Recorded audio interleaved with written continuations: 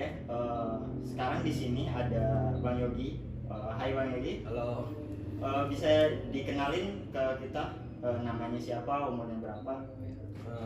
Perkenalkan, nama saya Yogi Argo Pican, umur saya 22 tahun.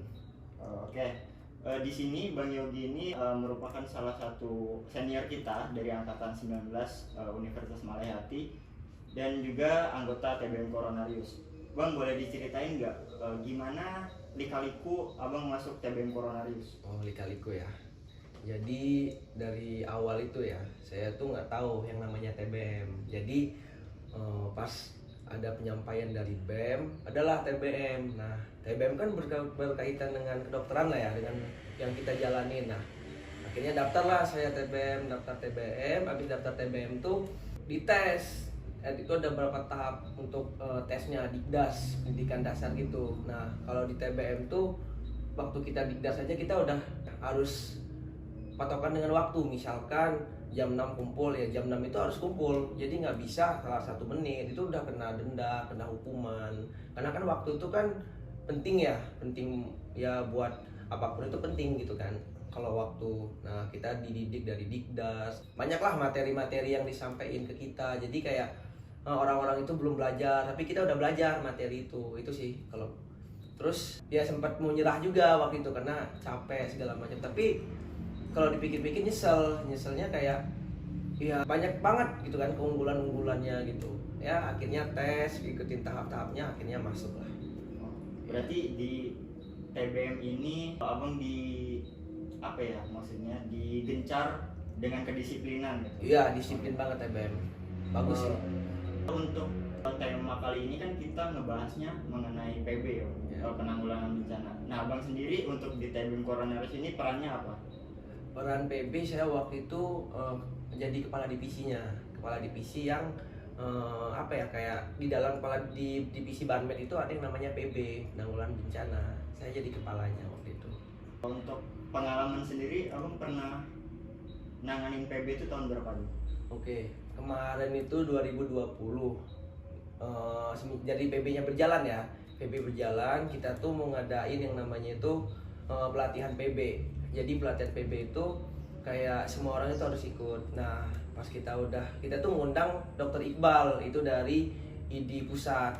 Nah, terus karena nggak bisa, karena di COVID juga kan, jadi kita tuh melalui Zoom aja PB. Nah, habis itu kita tuh ngadain lagi kita dapat panggilan lagi di Desa Suak Kalianda, itu banjir. Nah, banjir kita tuh ada beberapa anggota juga bawa ke sana, nanganin di sana. Kayak misalkan kita ngasih obat-obatan, kayak kita bantu masyarakat sana lah. Misalkan kayak masyarakat banyak yang kesusahan segala macam, misalkan bawa barang-barangnya gitu kan. Nah, kita bantu. Terus juga kita paling kayak meriksa sana, meriksa GCU, tensi, terus ngasih obat gitu di desa sana sih, Desa Suak Kalianda. Ya, itu sih untuk pengalaman banjir itu sih. Untuk pengalaman abang yang paling berkesan sampai sekarang di PB itu apa? Pengalaman yang berkesan itu apa ya? Sebenarnya banyak sih yang berkesan itu. Ya salah satunya nggak semua orang loh bisa turun bencana gitu kan. Dan juga nggak semua orang itu terjun ke masyarakat gitu kan. Nah, di sana tuh saya kayak ya seneng aja gitu kan.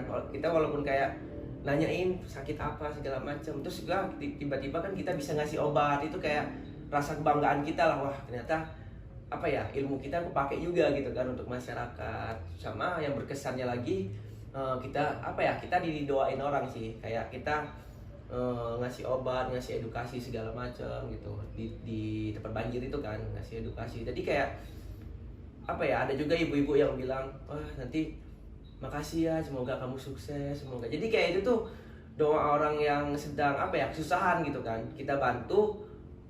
Jadi mereka tuh ngedoain kita, itu berkesan banget sih menurut saya. Itu sangat-sangat berkesan. Sama berkesannya lagi, ya kita bisa gabung sama ID gitu kan, sama ID-nya aja maksudnya. Iya. Kan tadi itu secara individual ya bang, secara individual pengalaman abang mengikuti PB dari TBM itu. Kalau sekarang pertanyaan saya lebih ke gimana caranya TBM Coronarius ini menanggapi panggilan penanggulangan bencana? Oh iya. Jadi di dalam PB itu ya, dalam PB kita tuh ada yang namanya asesmen. Jadi asesmen itu adalah misalkan ada di Banten gitu, misalkan terjadinya banjir besar, misalkan Krakatau atau gimana. Nah, kita tuh ada namanya asesmen. Asesmen itu kita ngelihat apakah daerah ini tuh butuh bantuan kita atau hanya butuh sembako aja misalkan. Nah, kalau misalkan dia butuh bantuan kita, misalkan dari asesmen itu berat gitu kan, dalam keadaan berat misalkan banjir gitu kan, atau Krakatau pecah misalkan kan. Nah, itu tuh berarti kita harus turunnya gimana, kita koordinasinya sama BPBD segala macam, sama PTBM, sama TBM sana gitu, kita koordinasinya kayak gitu sih. Kalau menurut abang pada saat PB, materi apa yang paling sangat dibutuhkan atau sangat penting di dalam penanggulangan bencana? Iya, sebenarnya kalau misalkan kayak kita yang kemarin ngadain pelatihan, itu tuh semua materi itu disampaikan.